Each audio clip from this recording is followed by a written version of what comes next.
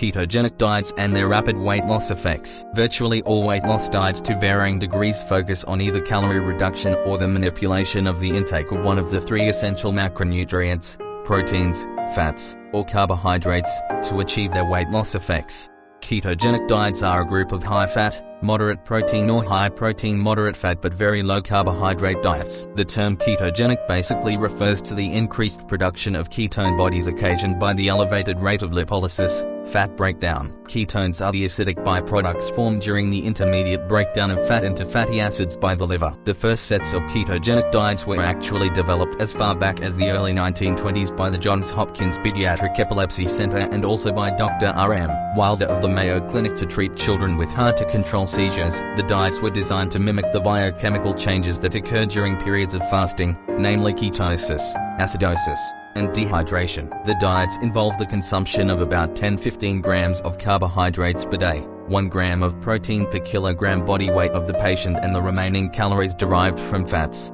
Today, the promoters of ketogenic diets are strongly of the view that carbohydrates, especially the high glycemic index ones, are the major reasons why people gain weight. Carbohydrate foods are generally metabolized to produce glucose, a form of simple sugar that is generally regarded as the preferred energy source for the body as it is a faster burning energy. Although the body can break down muscle glycogen, a mixture of glucose and water, and fat to produce energy, it however prefers to get it from high glycemic index carbohydrates from diets. Of the macronutrients, carbohydrates are therefore argued to be the major cause of weight gain. This is more so because the increased intake of high glycemic index carbohydrate foods generally causes fluctuating blood sugar levels due to their fast absorption into the bloodstream, and which more often than not leads to the overproduction of insulin. This is where the problem actually starts. Insulin is a hormone that regulates blood glucose levels and therefore maintenance of the energy in, energy out equation of the body, which rules body weight. Excess amounts of glucose in the bloodstream causes the excessive secretion of insulin, which leads to the storage of the excess glucose in the body as either glycogen in liver and muscle cells or fat in fat cells.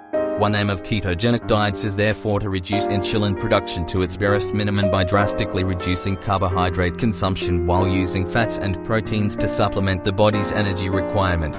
Despite the ability of ketogenic diets to reduce insulin production, their main objective is ultimately aimed at inducing the state of ketosis. Ketosis can be regarded as a condition or state in which the rate of formation of ketones produced by the breakdown of fat into fatty acids by the liver is greater than the ability of tissues to oxidize them. Ketosis is actually a secondary state of the process of lipolysis, fat breakdown, and is a general side effect of low-carbohydrate diets. Ketogenic diets are therefore favorably disposed to the encouragement and promotion of ketosis. Prolonged periods of starvation can easily induce ketosis, but it can also be deliberately induced by making use of a low-calorie or low-carbohydrate diet through the ingestion of large amounts of either fats or proteins and drastically reduced carbohydrates. Therefore, high-fat and high-protein diets are the weight loss diets used to deliberately induce ketosis. Essentially, ketosis is a very efficient form of energy production which does not involve the production of insulin, as the body rather burns its fat deposits for energy. Consequently, the idea of reducing carbohydrate consumption does not only reduce insulin production but also practically forces the body to burn its fat deposit for energy, thereby making the use of ketogenic diets a very powerful way to achieve rapid weight loss. Ketogenic diets are designed in such a way that they initially force the body to exhaust its glucose supply and then finally switch to burning its fat deposits for energy. Subsequent food intakes after inducing the state of ketosis are meant to keep the ketosis process running by appropriately adjusting further carbohydrate consumption to provide just the basic amount of calories needed by the body.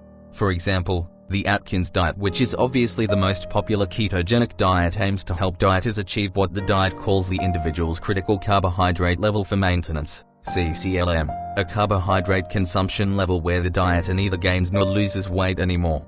In 2003, the Johns Hopkins Treatment Center came up with a modified version of the Atkins diet protocol to treat a group of 20 children with epilepsy. After the treatment, it was observed that 2/3 experienced a significant reduction in their seizures while 9 were able to reduce their medication dosages and none developed kidney stones.